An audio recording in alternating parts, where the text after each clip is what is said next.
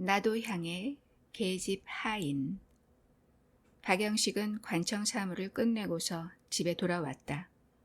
얼굴빛이 조금 가무스름한데 노란 빛이 돌며 멀리 세워놓고 보면 두 눈이 쑥 들어간 것처럼 보이도록 눈 가장자리가 가무스름한데 푸른 빛이 섞였다. 어디로 보든지 호색하는 사람이 아니라고 할 수가 없는 30 내외의 청년이다. 문에 들어선 주인을 본 아내는 웃었는지 말았는지 눈으로 인사를 하고 모자와 웃옷을 받아서 의거리에 걸며 오늘 어째 이렇게 일찍 나오셨소? 하며 조금 꼬집어 뜯는 듯한 수작을 농담 비슷이 꺼낸다. 영식은 칼날을 떼면서 채경 앞에 서서 이르긴 무엇이 일러? 시간대로 나왔는데 하고 피곤한 듯이 약간 상을 찌푸렸다. 누가 퇴사 시간을 몰라서 하는 말이요? 그럼 오늘은 밤을 새고 들어오지를 않았으니까 말이에요. 영식의 아내는 구가정 부인으로 나이가 한두 살 위다. 거기다가 애를 여럿 낳고 또 시집살이를 어려서부터 한 탓으로 얼굴이 몹시 여윈데다가 몸에 병이 잦아서 영식에게 되면 아주머니 뻘이나 되어 보인다. 그런데다가 히스테리 기운이 있어 몹시 질투를 하는 성질이었다. 내가 언제든지 밤을 새우고 다녔소? 어쩌다 한번 그런 때가 있지. 어쩌다가 무엇이요? 나는 뻔뻔스러워서도 그런 말은 할 수가 없겠소. 무엇이 뻔뻔하단 말이오? 어제 저녁 하루밖에 더 새고 들어왔소. 무엇요? 아이, 기가 막혀. 그저께는 새벽 5시에 들어왔죠? 또 지난번 공일날은 7시에나 들어오지 않으셨소? 영식은 싱긋 웃어 굴복한다는 뜻을 표하고도 그래도 버티어 보느라고 그때야 연회에서 늦어서 자연히 그렇게 되었지 내가 일부러 그랬나? 저런 걸핏하면 연회니 하고 아무것도 모르는 구식 여자라고 속이겄다. 그렇지만 나는 못 속여요. 그 이튿날 당신 양복 주머니를 보니까 하이칼라 향수 냄새가 나는 여자 수건이 들었는데 그래? 수건이 있기로 그렇게 이상할 건 없지. 요리집에서 기생의 수건을 술김에 넣고 온 게지. 이 말을 듣더니 주인 아내는 서랍을 와락 열더니 꽃봉투에 넣은 편지 한 장을 쑥 내놓으며 이것도 요리집에서 술김에 넣어준 손수건이요. 자, 어서 오늘 저녁에는 이 편지한 여자에게 가서 밤이나 새고 오시오. 나같이 늙어 빠진 년을 어떻게 당신같이 젊은이가 생각할 수 있겠소? 밥이나 짓고 빨래나 하지. 영식은 봉투를 물끄러미 보다가 상을 잠깐 찌푸리며 이게 어디서 왔소? 하며 피봉을 이리저리 뒤적거려 보았다. 주인 아내는 소리를 포달스럽게 툭 쏘아서 누가 아루? 그것을 날더러 물어본단 말이오? 저런 사내들은 능청맞단 말이야. 편지하라고 번지수 아르켜 줄 적은 언제고 지금 와서 시치미를 딱 떼고 얼음얼음한다. 영식은 아무 말도 하기 싫다는 것 모양으로 입을 다물고 있다가 편지 보낸 사람의 주소와 이름이 없으니 누군 줄 알 수 있나? 속으로는 벌써 알아챈 것이 있으나 부인이 옆에서 감시를 하므로 어물어물하는 수작을 한다. 보내는 사람의 주소와 이름은 쓰지 않은 걸 보면 주소나 이름을 말할 것도 없이 안다는 뜻이 아니오. 어서 반갑거든 그대로 반갑다고 그래요. 다른 사연 있겠소? 오늘 밤에 오라는 것이겠지. 아따, 퍽도 그러네. 편지를 한두 장 받는 터가 아니오. 어떻게 한단 말이오? 하지만 누군지는 몰라도 남에게 편지를 하려면 자기의 이름과 주소를 쓰는 법이지. 아니야, 두루 우체통에 넣어버려. 하고 짐짓 화나는 체하고 편지를 뜯지도 않고 장머리에다 올려놓았다. 그것은 아내의 마음이 풀리면 슬그머니 갖다 보자는 수작이다. 왜 보시지를 않소? 어서 보고 가보시구려. 내 혼자 집 보고 있을게.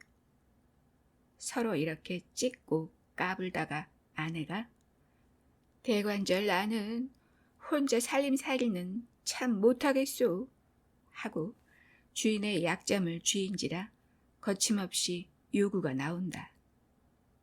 할멈이 간 후에 혼자 숱한 살림살이를 하자니까 사람이 죽겠구려. 왜 사람 하나를 얻으라니까 얻지 않고 그래? 사람이 어디 그렇게 입에 맞은 떡처럼 있소? 그래도 수소문하면 있겠지.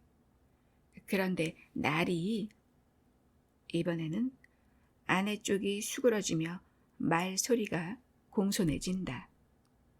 왜 그러우? 하는 영식의 얼굴에는 위험을 꾸몄다.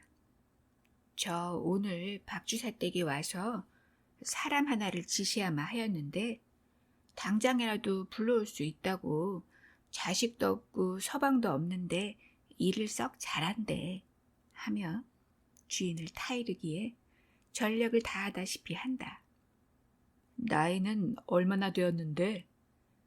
영식이 나이 묻는 것도 싫어서 나이는 아무렇거나 알아 무엇하시려? 아따, 나이 좀 물은 것이 잘못이란 말이오. 나이는 퍽 젊답니다. 자세히 물어보진 않았으나 그렇지만 일도 잘하고 사람도 괜찮대. 나이 젊다는 것을 들은 영식은 비록 이상한 야심이 생긴 건 아니지만 쓸데없는 호기심이 생기어서 그러면 데려오구려. 월급은 전에 있던 노파와 똑같이 주겠지? 그렇지. 아내는 잠깐 주저주저 하더니 말할 듯 말 듯 하더니 급기야 입을 열어서 그런데요. 인물이 어떻게 생겼는지는 알 수 없으나 박주사댁 말을 들으면 인물 하나가 안 되었다고. 주인이 말을 듣더니 인물이 어떻기에? 하며 놀라는 듯이 아내를 본다. 그게 아니라 어려서 불에 뒤어 얼굴을 찍어 맸다고요. 그럼 보기 싫을걸. 그래서 박주사댁도 보고서 쓰랴거든 쓰고 말랴거든 말라는데 얼굴이야 무슨 상관이 있소. 일만 잘하면 고만이지. 그렇지만 너무 보기 싫으면 어떻게 하오? 보기 싫어도 눈 있고 코 있겠지. 반쪽은 아닐 테니까. 하지만 안 됐어. 사람이란 인상이 나쁘면 못 써. 더구나 친구가 많이 다니는 우리 집에서 불쾌하게 보여서는 안 될걸. 외국에서는 호텔이나 큰 상점의 여사무원도 무엇보다도 인물 시험부터 본다우. 글쎄, 인물만 해반주룩하면 무엇하우? 일이 첫째 목적인데 일만 잘하면 고만이지. 인물만 이쁘면 첩을 삼을 테요? 회똑회똑하고 석경 앞에서 떨어질 줄이나 모르면 그런 고지를 어떻게 한단 말이요? 그래도 사람은 외양에 있지. 그렇게 보기 싫거든 조금 더 기다려 보아서 다른 데 마땅한 것을 데려오지. 아내는 화를 버럭 내며 글쎄 딱하기도 하시오. 어느 천년에 다른 것을 데려온단 말이오. 좀 보. 하고 툇마루 끝으로 나가서 빨래 광주리를 헤치면서 이렇게 빨래가 쌓여 꾸려? 요새처럼 날 좋을 때 하지 않고 언제 한단 말이오? 큰댁 생신이 며칠 안 남았는데 그동안의 준비는 누가 다 하우? 옷도 한 벌씩은 지어 입어야지. 어린 것들은 벌거벗겨 데리고 가우? 나는 시방이라도 데려올 터이야. 그런 것이 아냐. 왜 김주사 집에 있던 사람 얌전하더군. 일주일만 지내면 오마고 했으니 그 사람을 데려오지. 아내는 하품을 하며 이 일주일을 언제 기다린단 말이오. 나는 모르겠소. 남의 생각은 조금도 할 줄 모르니까. 내가 부릴 사람 내가 데려온다는데 웬 걱정들요. 그럼 나는 모르겠소. 하고 싶은 대로 하구려. 내 그렇게 악질을 시는 것은 하고 돌아앉으니까 아내는 그 말이 떨어지기가 무섭게 염려 말아요. 내 데려올게. 그날로 양천집이 왔다. 오고 본즉 주인 아내도 유쾌치 못할 만치 흉한 얼굴을 가졌다. 한쪽 얼굴이 눈 하나를 어우러서 뺨까지 대패로 깎은 듯하고 따라서 눈알이 껍질이 벗겨져서 툭 불그러졌다. 그래 한 눈이 유달리 크므로 다른 한쪽은 또한 몹시 작아 보인다.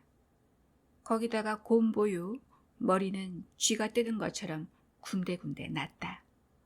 단 손이 크고 발이 크다. 그러나 아내는 말을 하지 못하고 다만 남편이 들으라는 듯이 참 꼴불견이라더니 개 두고 맞췄어. 일은 참 잘해요. 설거지하는 것이라든지 쓰개질하는 것이 또 황소같이 세차게 해. 하고 남편 옆에서 넌지시 말을 하였다.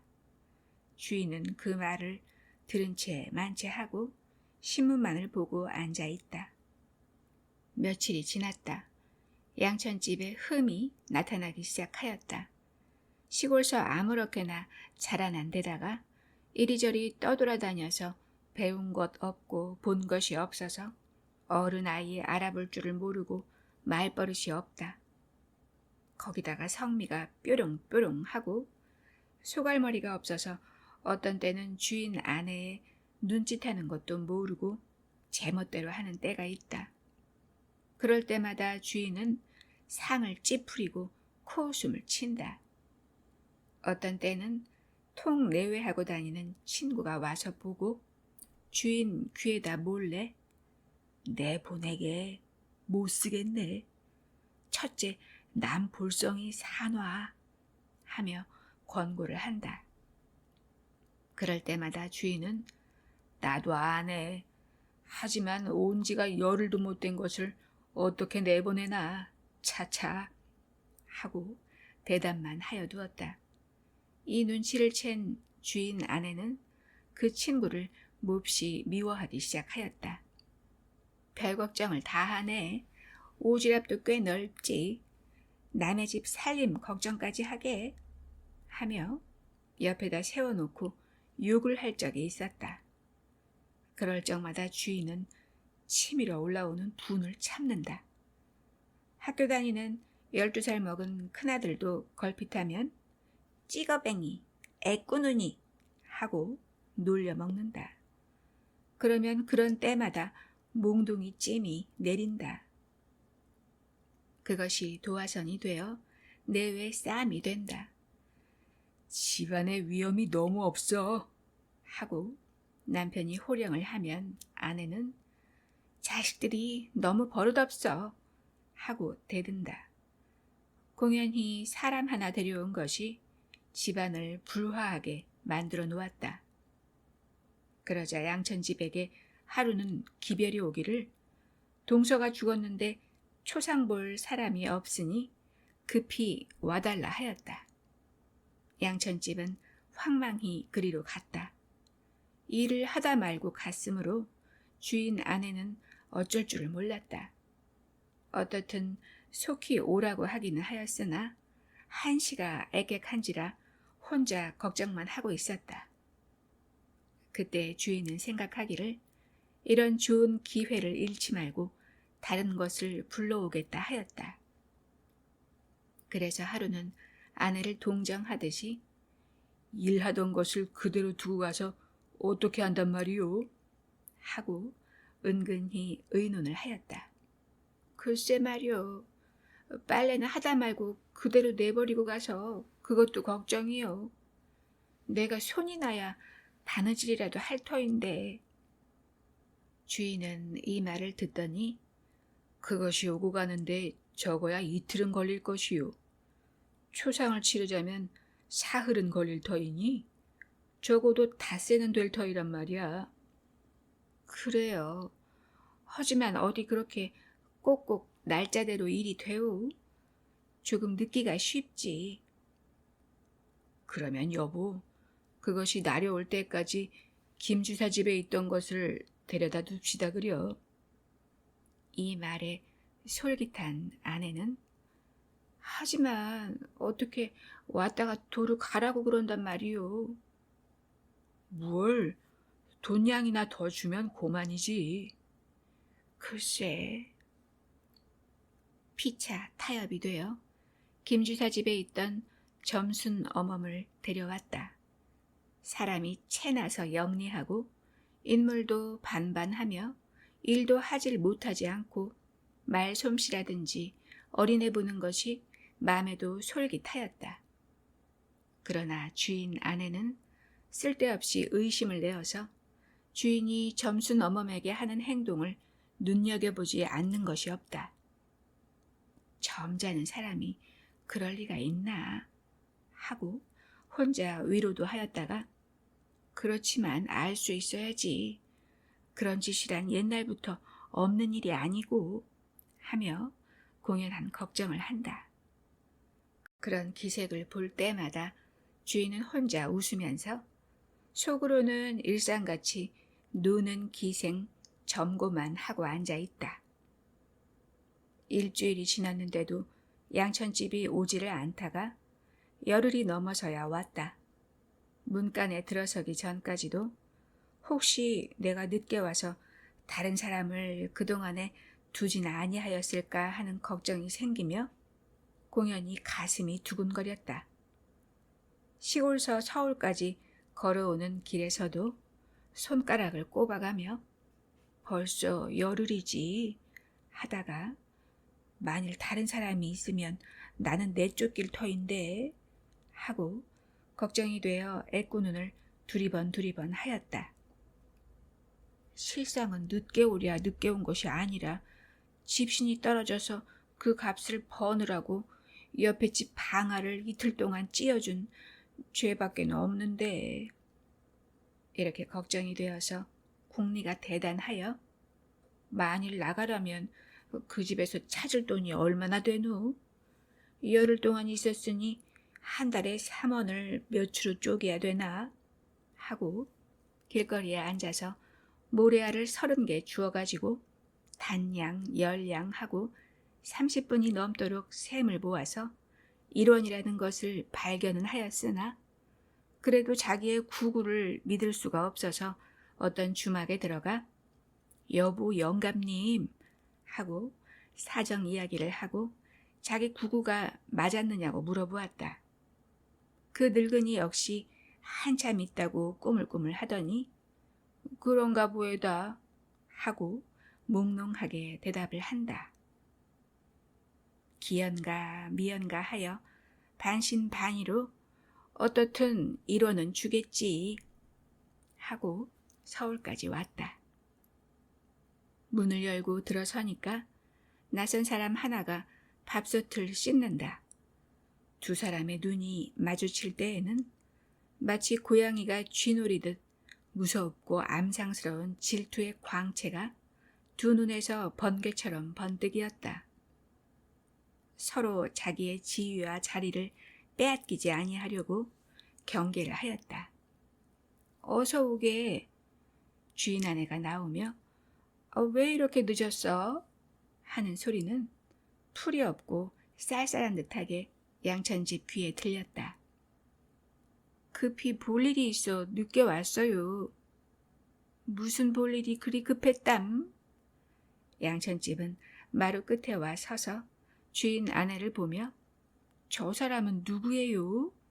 하며 부엌을 가리켰다. 새로운 사람이야. 양천집은 얼굴이 빨개졌다. 그리고는 얼마간 아무 말이 없다가 속으로 헤아려 보았다. 저 사람은 자기보다 우선 인물이 곱다는 것이 여간 셈이 나지 않았다. 또는 자기처럼 투박한 시골 사람이 아니라는 것이 셈이 났다. 어떻든 달이나 좀 쉬게. 그러고 되는 대로 결말을 내줄 터이니. 처음에 온 양천집과 나중 온 점순어멈 사이에는 암투가 시작되었다. 그 암투는 결코 상대자를 해하는 것이 아니라 자기의 힘과 정성을 다하여 주인에게 잘 보이려는 것이었다. 점순어멈이 밥상을 보면 양천집은 설거지를 하고 양천집이 마당을 쓸면 점순어멈은 마루를 훔쳤다. 방이 끝나면 세간을 닦고 먼지를 털면 물을 뿌렸다. 네가 하면 내가 한다. 서고 격금내기로 하는 바람에 좋아지기는 주인밖에 없다. 나중에는 주인의 구두 닦이며 뒷간까지 말끔히 쓸어 놓았다. 그날 저녁 주인 내외는 서로 앉아서 의논을 하였다. 어떻게 해야 좋겠소? 글쎄, 하나는 있던 것이니까 박절이 가라 할 수도 없고 또 나중 온 곳은 며칠 되지 않았는데 어떻게 가라고 해요? 하지만 제가 가서 늦게 오기 때문에 사람을 둔 것이지 제가 속히 왔어도 두어? 하고 전것을 내미는 말을 하였다. 그렇지만 나중 온 것은 날이 말씀과 마찬가지로 임시로 두기로 하지 않았소. 하며 아내는 전것을 그대로 둘 의향이다. 아따, 그때는 그랬지만 사람 둘을 놓고 보아요. 어느 것이 나은가? 사람이야 둘이 다 괜찮지. 무엇이야? 둘이 다 괜찮다니. 그래, 얼거뱅이 찌거뱅이에다 악상군이요. 또 보고 배운 것이 없는 것과 인물 얌전하고 말솜씨 있고 사람 영리한 것하고 똑같단 말이오. 온 말을 해도 조금이나 동에 닿는 말을 해야지. 그렇지만 경우가 그렇지 않소. 경우가 무슨 경우야? 내 돈 주고 나 사람 쓰는데 내 마음에 들면 두고 그렇지 않으면 내보내는 것이지. 경우가 다 무엇이야? 이렇게 싸우다가 결국은 돈소리에 아내가 고개가 숙여지기 시작한다.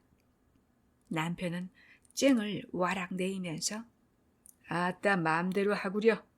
나는 그런 돈을 낼 수가 없으니 나중 것을 두든지 먼첨 것을 두든지 멋대로 하우. 하고 돌아들어 눕는다. 아내는 남편을 타이르려고 그렇게 화까지 내실 것이 있어요. 좋을 대로 하지. 그 이튿날 점순어멈과 양천집은 아침을 해치르기 전에 주인 앞에 서서 간택하기를 기다렸다. 영리한 점순어멈은 벌써 자기가 승리자인 것을 알아채고서 날이 처분대로 하시지요 하고 금치 못하여 나타나는 기꺼운 빛이 얼굴에 보이고 양천집은 자기 자리를 빼앗긴 것이 분하여 죄가 있어야 옳지요. 제가 다니러 간 사이에 저 사람은 임시로 와 있었으니까요. 하고 잡았던 것을 빼앗기는 사람이 그것을 빼앗기지 않으려는 듯이 억지 겸 변명을 한다. 그렇지만 주인은 엄연히 서서 자네는 가서 오지 않았으므로 저 사람을 둔 것이지 자네를 내보내려고 그러한 것은 아니야. 그러니까 오늘부터는 둘 수가 없으니 용량에 하게. 점순어멈은 북받치는 즐거움을 이길 수가 없어서 돌아서 싱긋 웃었다. 양천집은 눈물이 그렁그렁하여 그렇지 않습니다. 저 사람은 제가 올 때까지 잠깐 와 있던 사람이요. 저는 처음부터 있었으니까요. 그러니 어쨌단 말이야? 나는 더 말할 수 없어. 하고 사랑으로 나갔다. 주인 아내도 하는 수 없다는 듯이 나리께서 그렇게 말씀을 하시니 나도 할 말이 없네. 짝짝이 눈에서 눈물이 흐르며 그는 마지막으로 힘있게 하는 소리가 그러면 제가 받을 돈이나 주세요. 하고 손을 내밀었다. 그것이야 그러지. 하고 아내는 돈 1원과 약간의 은전 몇 푼을 갖다 쥐어주며 자 미안하니 신이나 한 켤레 사신께 하고 양천집의 손에 돈이 놓일째 그는 눈물이 젖은 얼굴이 반갑고 좋은 마음 실룩실룩하고 떨리더니 마음이 저기 풀려 인사를 하고 문 밖으로 나갔다.